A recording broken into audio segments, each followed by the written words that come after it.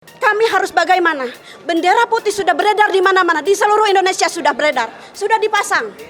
Dan kami memohon bahwa kalian adalah wakil kami yang kita pilih. Kalian banyak lawyer, coba, ayo berhadapan sama kita, adu intelektual. Bagaimana untuk betul-betul kebenaran yang harus kita dapati. Jokowi bisa sewa lawyer yang paling top, olesin datang, ya. Adu argumentasi. Jangan ada ketua pimpinan lawyer malah membantu salah satu pimpinan negara ini, ya, dalam hal ini Saudara Muldoko, untuk menggugat ICW. Katanya ICW tidak punya legal standing. Astagfirullah, bagaimana? ICW itu wakil dari rakyat kita. Dalam konteks kelembagaannya LSM yang diakui. Maka di balik itu kalian harus bertanggung jawab. Itulah dosa struktural kalian. Paling tidak sekarang ini dari dunia udah dimintai tanggung jawab oleh rakyat. Apalagi nanti di akhirat kalian. Azab kubur dan azab neraka jahanam.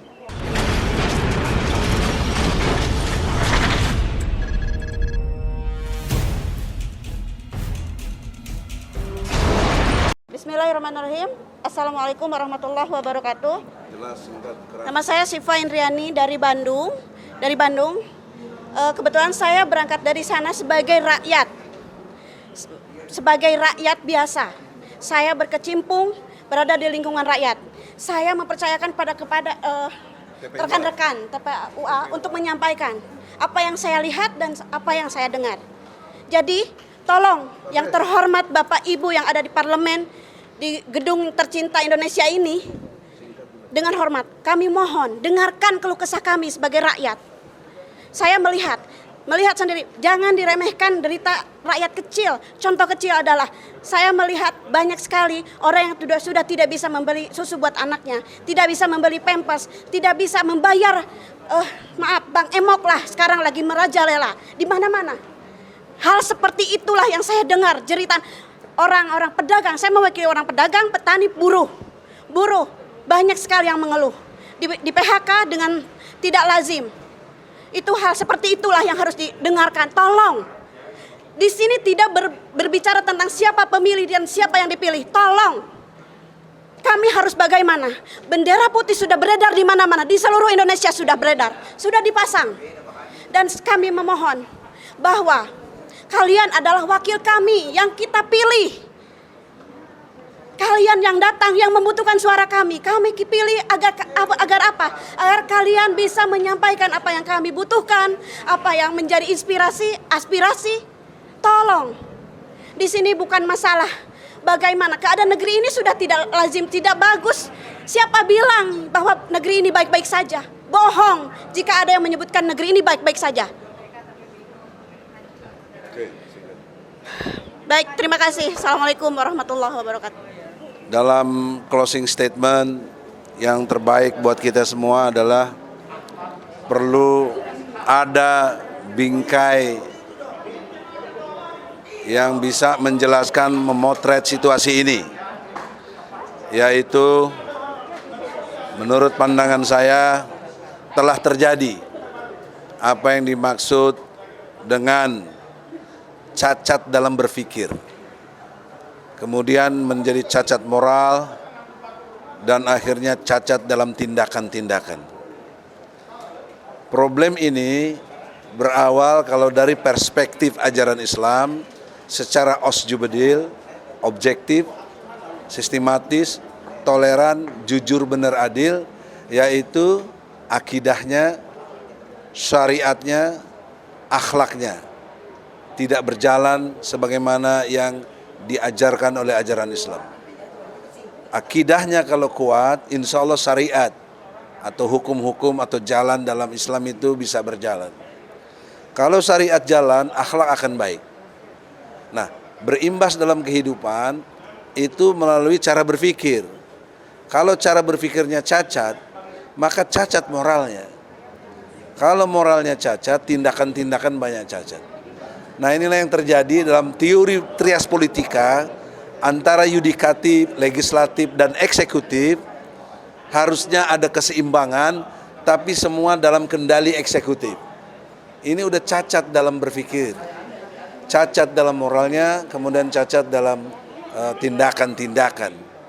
Oleh karena itulah lewat gugatan rakyat ini, semua sudah mengeluh dengan jelas tadi, sehingga membuat kita harus punya kesadaran kolektif, ya, sebagai satu semua stakeholder dari rakyat Republik Indonesia, NKRI ini, yaitu kalian DPR jangan hinakan rakyat.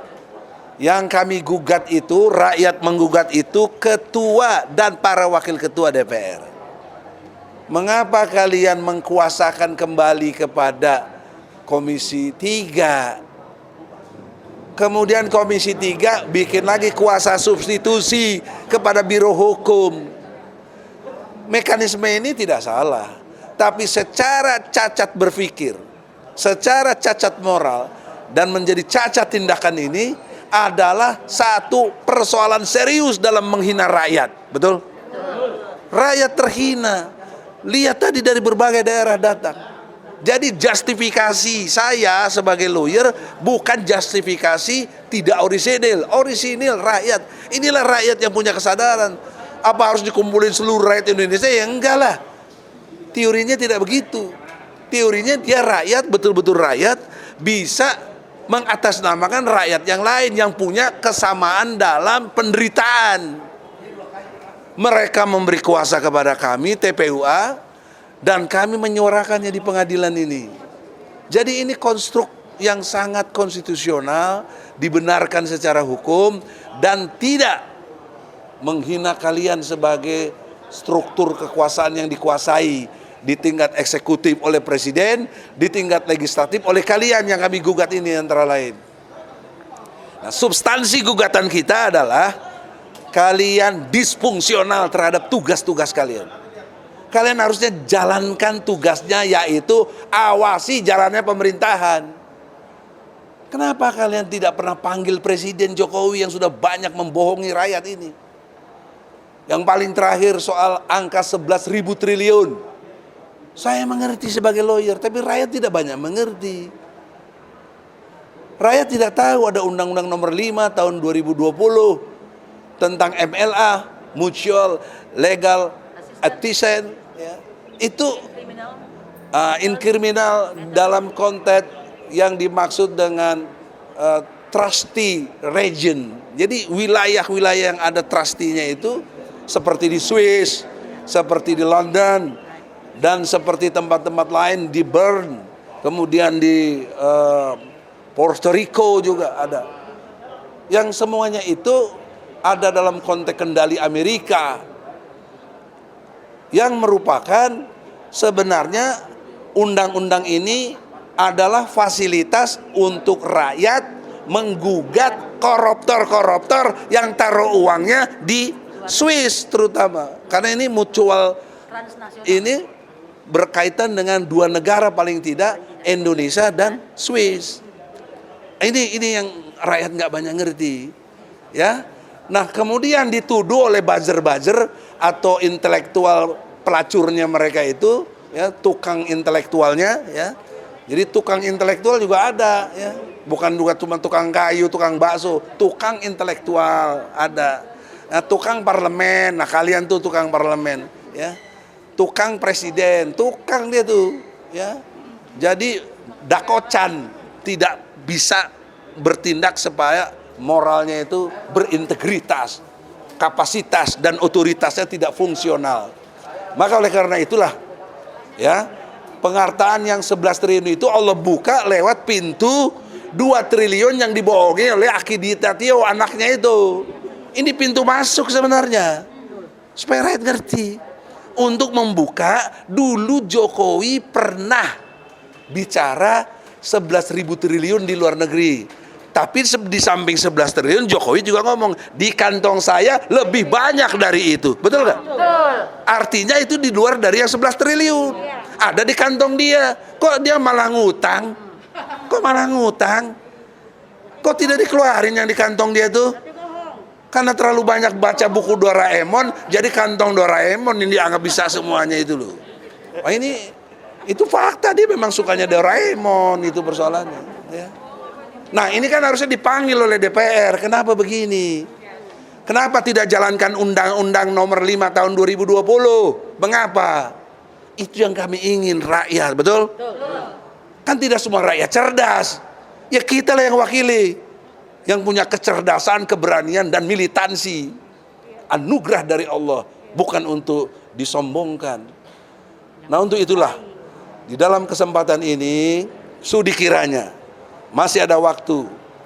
Tapi saya lihat, khusus untuk Presiden, dia telah memberikan jawaban, menyatakan gugatan kita ini salah alamat, mestinya ke PT UN katanya. Nah, secara ilmu hukum, biar rakyat mengerti ini, lewat ini.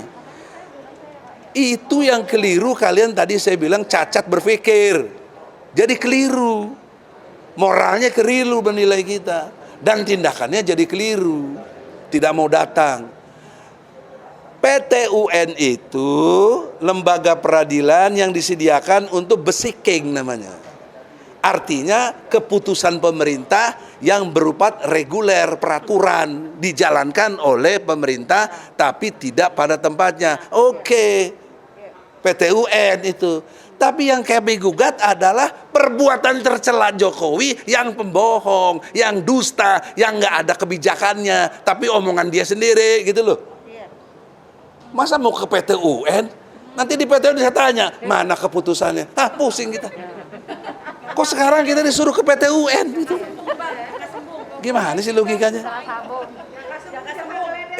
Kalian banyak lawyer coba, ayo berhadapan sama kita, adu intelektual. Bagaimana untuk betul-betul kebenaran yang harus kita dapati?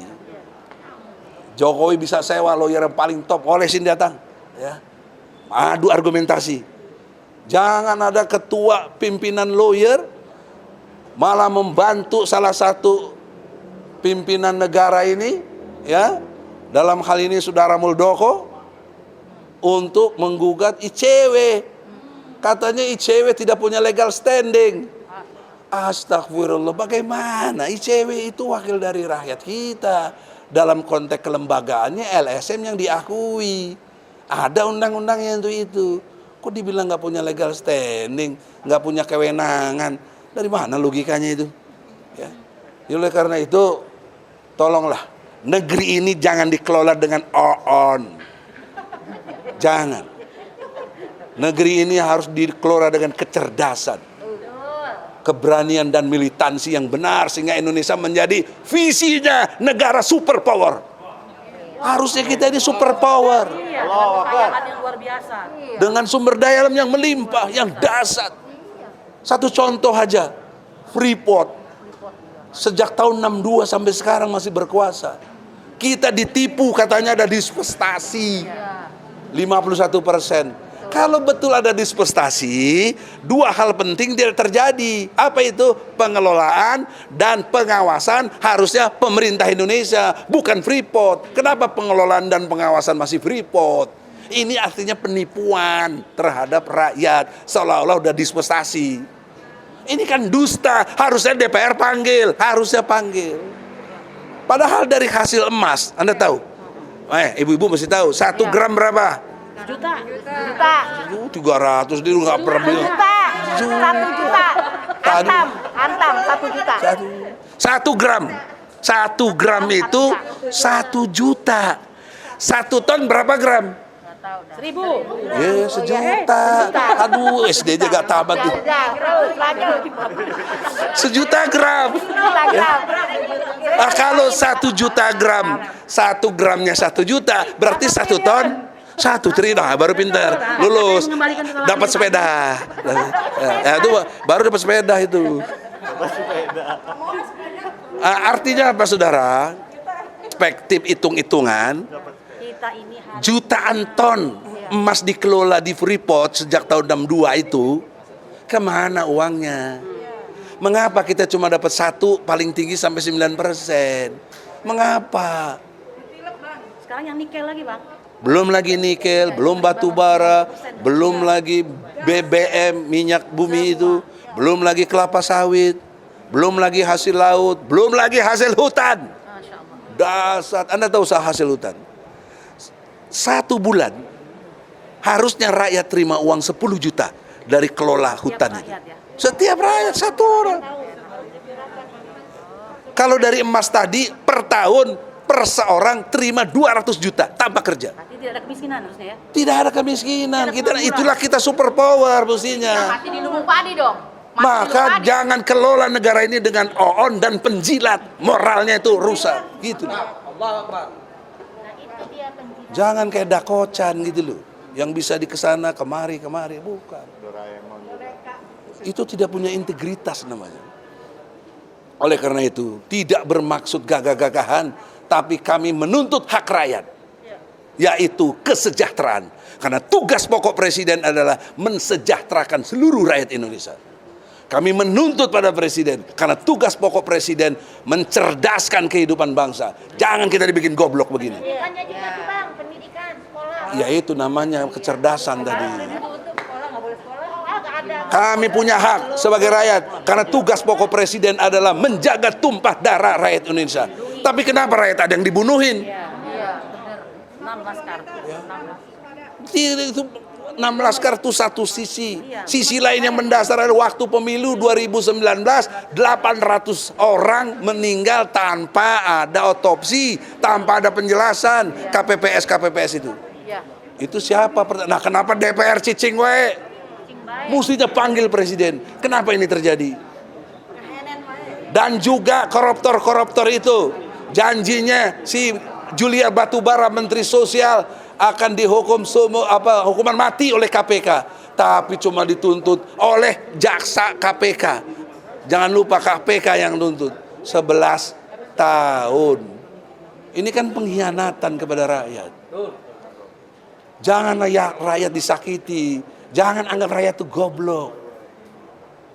Ya. Oleh karena itu, lewat advokasi saya ini, ya, untuk supaya presiden bertobat, kita kasih kesempatan, karena itu ajaran Islam. Tapi banyak yang nyinyir kepada saya, mana mau Jokowi tobat, kita sangka baik, dia presiden kita. Tapi kalau pada saatnya juga tidak, maka Allah yang akan mengazabnya, termasuk DPR kau semuanya, diazab oleh Allah. Kalian punya dosa struktural, karena memegang struktur presiden, karena memegang struktur sebagai DPR. Dibandingkan kita rakyat nothing. Maka dibalik itu kalian harus bertanggung jawab. Itulah dosa struktural kalian. Paling tidak sekarang ini dari dunia udah dimintai tanggung jawab oleh rakyat. Apalagi nanti di akhirat kalian. Azab kubur dan azab neraka jahanam. Harusnya kalau kalian beriman, walaupun non muslim mesti punya iman juga dengan keyakinannya, takut dengan hari akhir. Ini nggak percaya hari akhir, Masya Allah. Itulah saya sebagai advokat rakyat, saya bela rakyat betul-betul untuk tegaknya sistem bernegara, berbangsa, untuk baldatun toibatun warabun ghafur, satu negeri yang aman tentram, damai sentosa, karena semuanya rakyatnya bertakwa dan beriman dan bertakwa kepada Allah Subhanahu wa taala. Allahu akbar. Allahu akbar. Walillahil hamd. Assalamualaikum warahmatullahi wabarakatuh.